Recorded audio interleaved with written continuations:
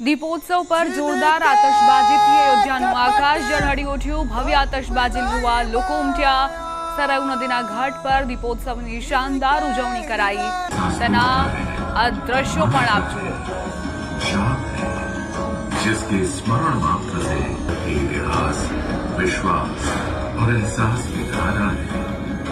श्री राम के आयात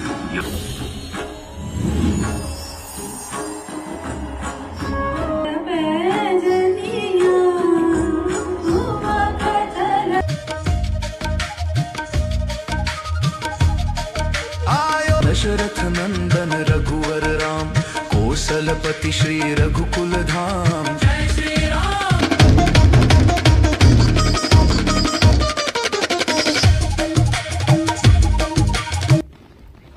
દિવાળી પ્રકાશ અને ઉલ્લાસના પર્વને લઈ દ્વારકાધીશ જગત મંદિર રોશનીથી ઝળહળી ઉઠ્યું।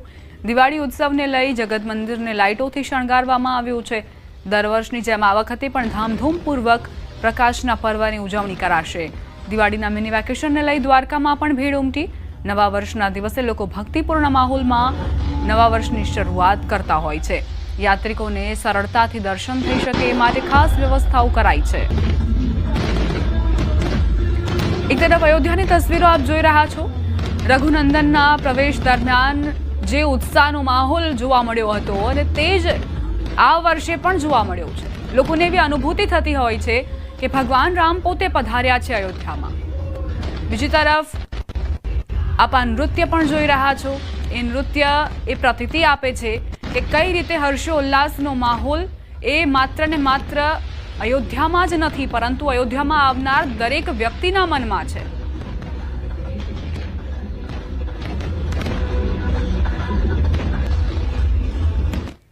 ગાંધીનગરનું અક્ષરધામ મંદિર રોશનીથી ઝળહળી ઉઠ્યું છે। દિવાળી નિમિત્તે મંદિર પરિસરમાં લાઇટિંગની ઝગમગાટ જોવા મળી।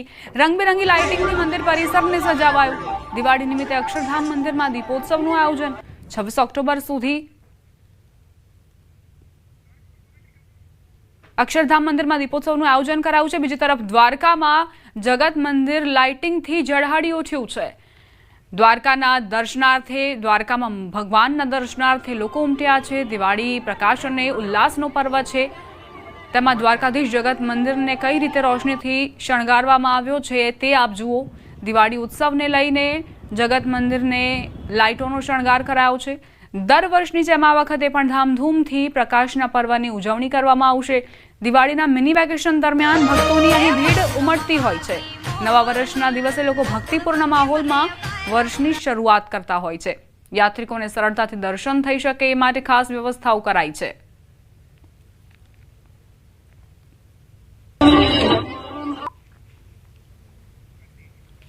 ગાંધીનગરનું અક્ષરધામ મંદિર રોશનીથી ઝળહળી ઉઠ્યું છે। દિવાળી નિમિત્તે મંદિર પરિસરમાં લાઇટિંગની ઝગમગાટ જોવા મળી।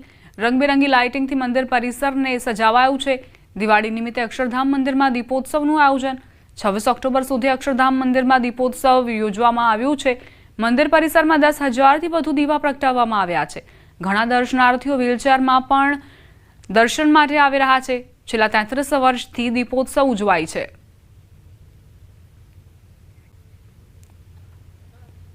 છવ્વીસ ઓક્ટોબર સુધી આ દીપોત્સવનું આયોજન કરવામાં આવ્યું છે। દિવાળીના મિની વેકેશન દરમિયાન અહીં ભક્તોની ભીડ ઉમટતી હોય છે, ત્યારે આ વર્ષે પણ એ જ પ્રકારે વિશેષ વ્યવસ્થા કરાઈ છે। ઘણા એવા ભક્તો છે જે ચાલી નથી શકતા, તેમણે વ્હીલચેરનો સહારો લીધો અને વ્હીલચેરના સહારે તેઓ ભગવાનના ધામમાં આવ્યા છે।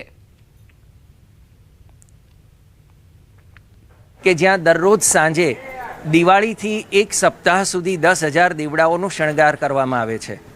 અક્ષરધામ મંદિર આ રીતે હજારો દીવડાઓની દીપમાલાથી શોભે છે। અક્ષરધામ મંદિરની સામે આવેલા વિરાટ ઉપવનમાં ખૂબ સુંદર ગ્લો ગાર્ડન સજાવવામાં આવે છે।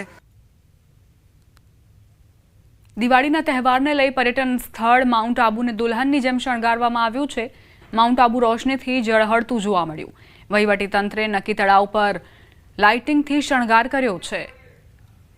માઉન્ટ આબુમાં કઈ રીતે અદ્ભુત દ્રશ્યો સર્જાયા છે તેના દ્રશ્યો આપની ટેલિવિઝન સ્ક્રીન પર જોઈ રહ્યા છો।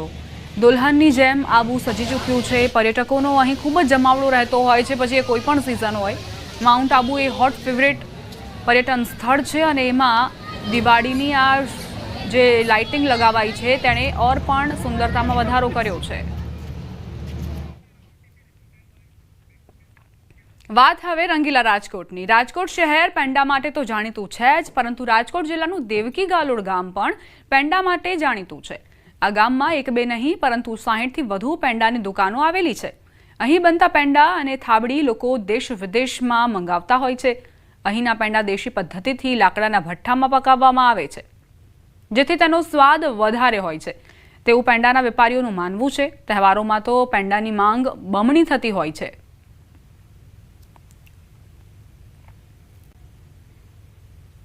રાજકોટ જિલ્લાનું જેતપુર તાલુકાનું છેવાડાનું ગામ એટલે દેવકી ગાલોડ ગામ. અમારા ગામનો બિઝનેસ પેંડા સાથેનો સંકળાયેલો બિઝનેસ છે. મિનિમમ નહીં તોય 1.5 કિલોમીટરમાં દુકાનો છે, સમથિંગ 80 દુકાનો જેટલી. બધાનો બિઝનેસ પેંડાનો બિઝનેસ છે. 40 થી 45 વર્ષથી આ દેવકી ગાલોડનું નામ છે. પેંડામાં પ્યોર વસ્તુ મળે, કોઈ જાતની ભેળસેળ નહીં, 1% ગેરંટી. સુરત, અમદાવાદ, રાજકોટ આજુબાજુના સિટી વાળા બધા એક વખત લઈ જાય એટલે બીજી વખત આવે. ગેસ ઉપર બને છે અને અમારે જે અહીંયા ભઠ્ઠી ઉપર બને ને લાકડાની, એનો સ્વાદ સારો આવે છે. લાકડાના ભઠ્ઠી ઉપર બને એટલે વધારે સ્વાદ આવે. 20 લીટર દૂધ હોય એટલે 1.5 કલાક થાય બનાવતા. સિટીની અંદર શું છે, દૂધની અંદરથી પેંડો ન બનાવે, ત્યાર માવા લઈને બનાવે. એટલે ગામડાની અંદર પ્યોર દૂધ મળે ભેંસું. જેતપુરની વાત કરીએ, જેતપુર પાસે આવેલ છેલ્લું ગામ દેવકી ગાલોડની વાત કરીએ. દેવકી ગાલોડ જે પેરાથી પ્રખ્યાત છે, તે પેરા માટે બહારના લોકો આવતા હોય છે. પેરામાં શું સ્વાદ છે, શું કેવું છે, આપણે પહેલા સીધા દ્રશ્ય બતાવીશ કે 2 થી 2.5 કલાક આ દૂધ બાળવામાં આવે છે. દૂધ બાળ્યા પછી આમાં ખાંડ અને શુદ્ધ વસ્તુ નાખવામાં આવે, કોઈ જાતની મિલાવટ કરવામાં આવતી નથી. રાજકોટ, પોરબંદર, બોમ્બે, સુરત સુધીનો આ માલ જતો હોય છે. અને બીજી તરફ વાત કરીએ કે જે રીતે આ પેરા બનાવવાની ખૂબી છે તે દેશી ભઠ્ઠી ઉપર છે. તે લાકડા બાળી અને 2 થી 2.5 કલાક આ પેરા બનાવવામાં આવે છે. અને પેરા તે બહારના લોકો દિવાળી હોય કે દિવાળી તહેવાર ન હોય તો લોકો અહીંયા આવતા હોય છે અને પેરા માટે ખાસ મુલાકાત કરતા હોય છે કે દેવકી ગાલોડના પેરા એટલા બધા પ્રખ્યાત છે. આપણે સીધા દ્રશ્યો બતાવીશ કે થાબડીના પેરા બનાવવામાં આવે છે, શુદ્ધ પેરા બનાવવામાં આવે છે. કોઈ જાતની આમાં મિક્સ કે મિલાવટ કરવામાં આવતી નથી. આના પેરા માટે બહારના લોકો આવતા હોય છે ગમે ત્યારે. આ લોકો એવું કહી રહ્યા છે કે 2 થી 2.5 કલાક આ પેરા બનાવવામાં આવે છે અને દૂધ બાળવામાં આવે છે. અને પેરાનો સ્વાદ એટલો દેશી ભઠ્ઠી ઉપર હોય છે કે લોકો એને વધારે પસંદ કરે. મુનાફાકારી ગુજરાતી દેવકી ગાલોડ.